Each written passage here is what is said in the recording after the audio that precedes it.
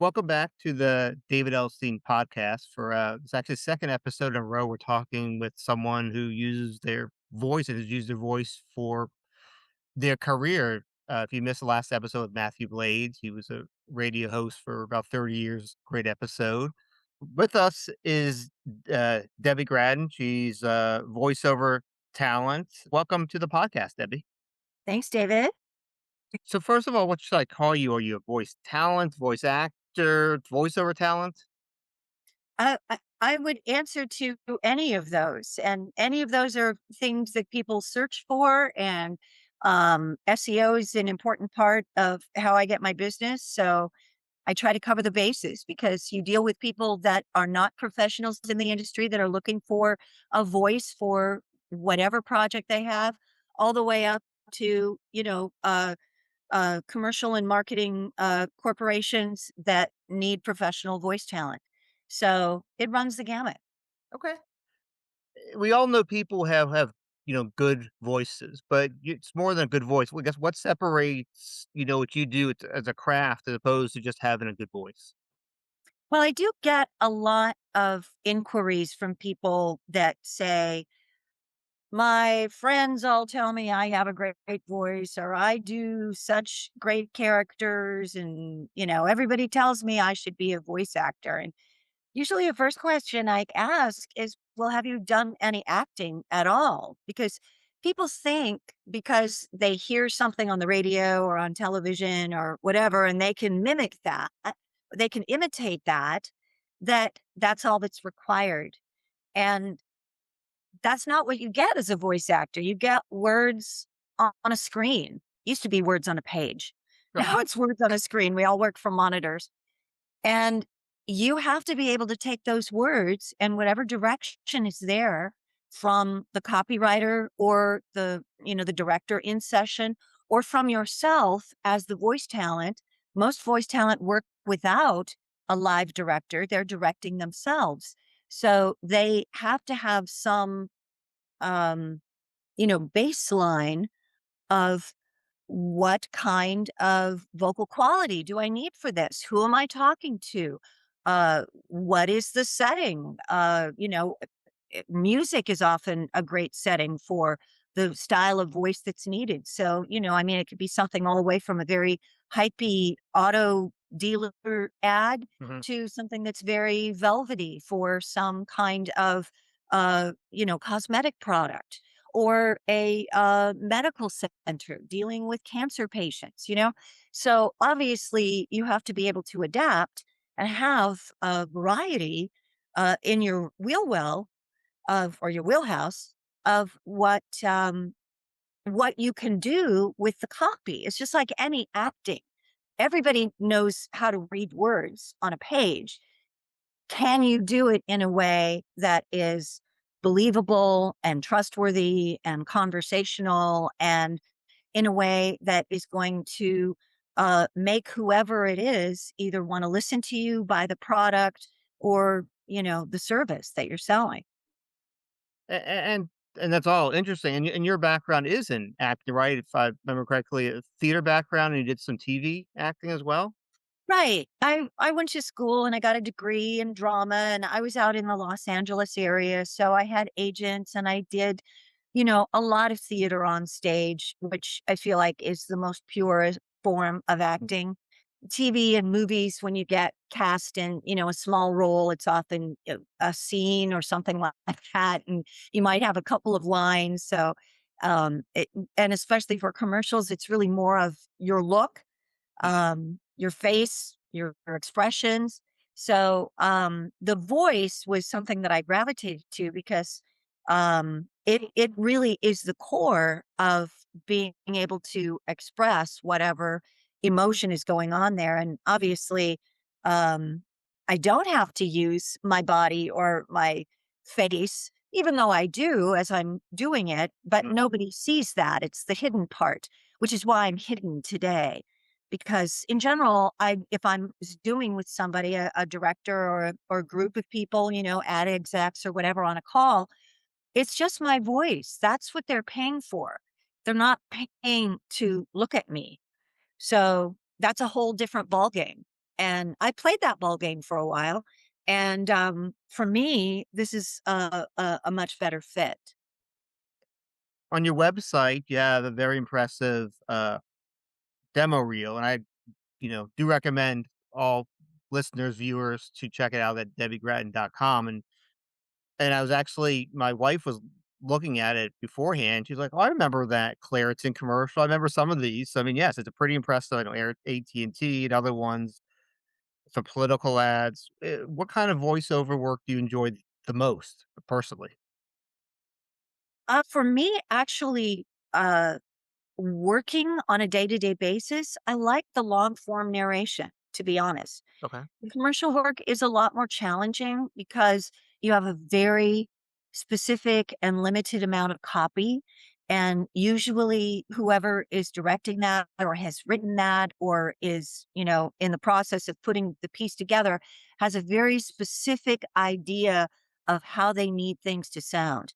And usually that's why you're cast, because for most commercials, you have to go through a casting process. Mhm. It's changed a lot in the 30 years that I've done this.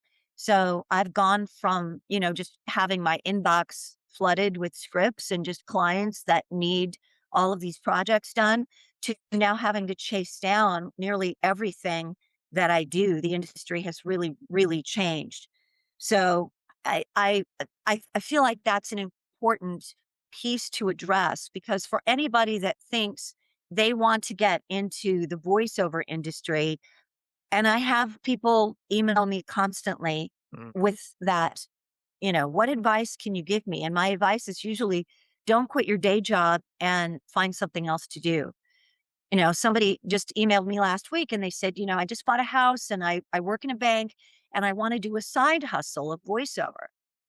And I said, well, first of all, you can't do voiceover as a side hustle. It's like saying, "Oh, I'm going to be a real estate agent as a side hustle." Well, we all know any kind of entrepreneurial business requires effort and marketing and time and energy and experience. And you don't just flip a switch and start making money. People also mistakenly think, oh, well, as soon as I get a demo reel, I'll just send that off to an agent and then the agent will start sending me work. Well, number one, the agent already has a ton of voice talent that they, Mhm. have on their roster that they're already sending stuff. They're probably leery to take on anyone else because they have more talent than they have work right now. And especially someone new because literally, the people that they have are so experienced and can turn on a dime with whatever they're asked to do. Often if you're in a commercial read, you have to get it in 15 seconds or 30 seconds or whatever the time frame is for this tiny piece of copy. Mhm. And after doing it for so many years, you have an internal clock plus a stopwatch, but you understand how to be able to speed it up without it sounding like you're just racing through the copy. Mhm. So these are all things that are learned through years and years and years of experience. So anybody that just comes into the business, it's just like anything else. You can't just become a major league ball player overnight. You start in little league or t-ball Mhm. and you work your way up through the ranks to where you were an expert or a professional in your craft and move on from there. Now, there are exceptions to every rule. There are superstar people in sports and in acting and whatever. And, there are people that just for whatever reason have the most unique voice that just isn't represented in the marketplace. Mhm. And, maybe they just knock the ball out of the park to keep with my baseball analogy Mhm. um, on their first swing or audition and they book a big account. Well, that's great. And the thing about being a professional and making it a living for you and your family is that you have to do that day in and day out for years. Right. So one campaign does not a career make. So it's a constant marketing initiative to stay in touch with the clients that you already have, to try to get new clients, to be top of mind somehow, and it's getting harder and harder to do that because everybody is inundated with emails and whatever kind of snail mail they get. It's just all, throwaway garbage. Mhm. So how do you become a uh, a viable option, alternative solution for a client without being a pest? And so that when they do need you, which it could have been months or years since the last time you worked with that person, how is it that somehow they think of you when they need voice talent? So, I mean, you and I have worked together on a few things for the company that you work for, Mm. but it's been a long time. I don't know. I didn't check, but it's probably been at least a year or two or more since I've had any business from you. Yep, So that's how it goes with most clients, yep. it ebbs and flows, and you can have it really good for a while and then it dries up for a lot of reasons. And there are a lot of reasons in the industry today why voiceover work is drying up for voiceover talents. And the one thing you didn't mention is probably your 2 least favorite letters now, AI. How is that how is that affecting the industry or any Well, yeah, AI is affecting everybody, and we all are exploring and adjusting and trying to, keep up with technology in ways that it becomes more of a pain. Um, so AI continues on a minute by minute basis to grow and improve and take over human jobs. Mhm. And, for a lot of creative professionals, they feel like, well, a robot can never take over my ability to emote. If you're an actor on stage, I think you probably have a little bit of time before you're going to get a robot to take over for you. Although I know there was famously an AI female actor that was in the news and looking for agency representation in the Los Angeles market. And I think she got it. I Good. think so. Yeah. Well, one of the big So ones. So, yeah. and obviously in the industry in the voiceover world, we have, something called text to speech, Yep. which has been around for a number of years. And there have been a lot of different companies that have found voice actors that they can pay a buyout fee, usually fairly low, or, some fee to record maybe a few hours. Now it doesn't even take a few hours. Right. They can do it with a smaller amount of your audio, Mhm. and then do whatever they do, synthesize it or, magically turn it into something that can just read whatever script goes in. So oftentimes when we get an audition, it may have a link to the animation or the video that's already been produced with an AI voice as a placeholder, a scratch track. Now, oftentimes that scratch track I listen to and I think, what do they need a voice actor for? This is really good, Mhm. you know? Oftentimes, they will say some companies will say, "Well, out of principle, we're just hiring humans. We're not gonna go with AI." But, it becomes a matter of money, Yeah. and it's just cheaper to create your, whatever it is, commercial, animation, training video, web video, whatever it is that you're doing with all of these um, easily AI driven pieces that, graphics and everything. So you don't even need real people. Look at people can build websites now. You don't need a website designer.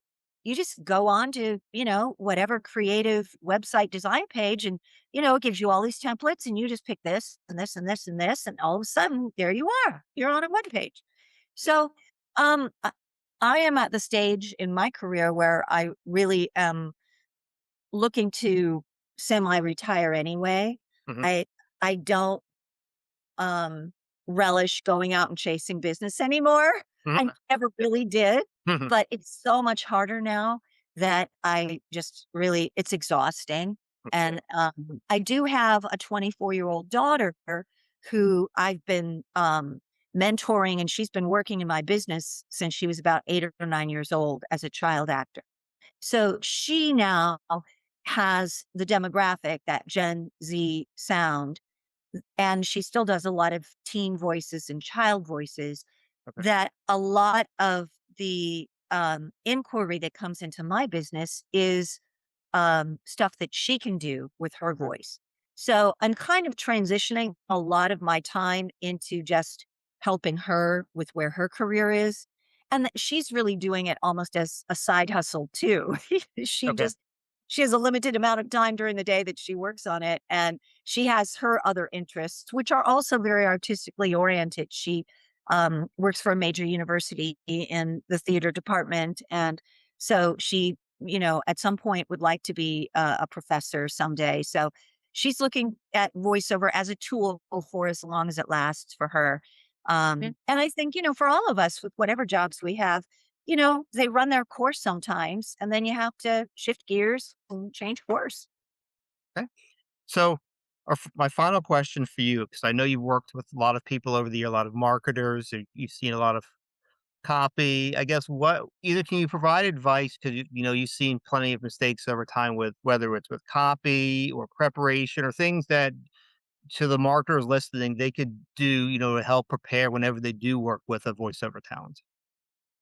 Well, um, it's interesting because I just had a script this week, and it was for a medical device company that, Okay. again, I used to do a lot of work for, and then it's been a few years, and this is a piece that I had done for them and for their client years ago that needed some updating.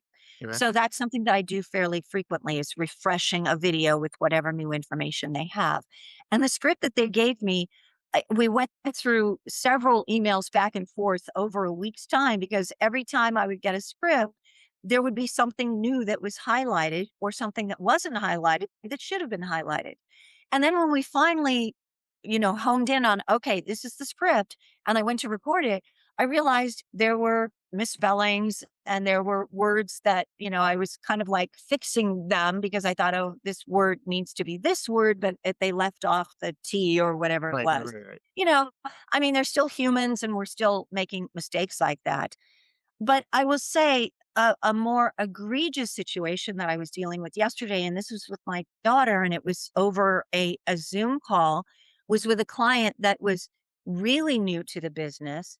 And we had already delivered some audio, and he had requested a Zoom call to give us some feedback, which I'm perfectly open to. And obviously, sometime in real time, it's easier to hear and understand what the client wants and be able to give it to them, and for them to listen and say, yeah, that's exactly it, but just a little slower or a little more smile or a little warmer, whatever little direction that they want to give you. Mhm. But this client was so new, and their idea was, well, I need to build rapport with this team that I'm hiring to do this body of work that I see moving into the future over the next 2 or 3 years, which I've heard many times before too, from younger people that are starting, and they think whatever idea they have is the newest, greatest thing, and nobody's ever thought of this before. And we're going to have mountains of work for you as our spokesperson. And I'm like, okay, if I had a nickel for every Right. time I hear. And I appreciate people have their dreams and they have their passions, and that's what you have to go with. But at some point, he basically had hired us to ask us questions that felt like interview podcast questions. Like, what's your favorite musical artist? And how did you get into voiceover? He was asking these questions of my daughter. And I was sort of monitoring the session, which I don't always do with her, but I did in this particular Right. run. And at some point I kind of stepped in and said, look, we're here to do a job. We're not here to waste time Right. on this kind of information, and I tried to say as nicely as possible, in the professional world, time is money, Yeah. and people have, pieces of the puzzle that they need to put together. And that's what we're here to do. We're not here to, have a coffee talk. So, wasting time on a call like that is probably the most egregious thing that I would say don't do. Come in, be prepared with your script, the direction that you want. If you have any kind of video to share or music to share to help the voice talent understand the tone that you want, often even a reference link can help. And then we just go from there, and then let the voice talent do their thing. You know, Yeah, let them let them deliver what they do before you start micromanaging them. Because, most professionals are really easy to say, okay, that was great. And now let's try it like this. And you'll get something completely different. But let them get their first idea out first. right. Yeah, no, I always like ending on a positive note. That wasn't necessarily a positive note, but I think it was very helpful. I think it's just, in life, treat people professionally. And it's always a good reminder, I think, sadly to say, for the younger people, as you say. I want to encourage listeners, I already mentioned it before, go to DebbieGrattan.com. You could spend hours listening to all the demo reels. One thing we didn't talk about too much, just the different voices you've done, and I sort of laugh at all you have the wife voice, the sultry voice. Interestingly, is not is not this sultry wife voice, but so many different things, and obviously you could do anything because that's the point. You're an actor. So, and also mention that, the blog that you have is very helpful for people who are interested in the industry and learning more. But, uh, Debbie, I appreciate your time with all this, and thank you so much for informing our listeners. Well, thanks for being interested, David. And yeah, I will say on that blog that there is a search. So I do have things that are geared to people that hire voice talent, things that might be helpful for them to look at before starting a live session or a remote session. That's mostly what we do these days. Right. And also for people that are looking to get into the industry, I do make some suggestions. Some people just really want to do it more as a hobby and play around, and they've Mhm. always wanted to do it. So, I don't want to discourage somebody. It's just that if you want to really make a career out of it, or you're thinking that it's about making a lot of money, that's where I would say, yeah, probably not the greatest idea. So that's I try to be informative over, what happens on that blog there, just to stay top of mind, and to help people with whatever they're in. And I try to be responsive too. People, they do email me with questions. And I will always communicate back. I mean, that's something that's part of just something that I like to do. I like communicating with people. So if you do email me, I'll email you back and maybe even set up a phone call. Perfect. So thank you for your time.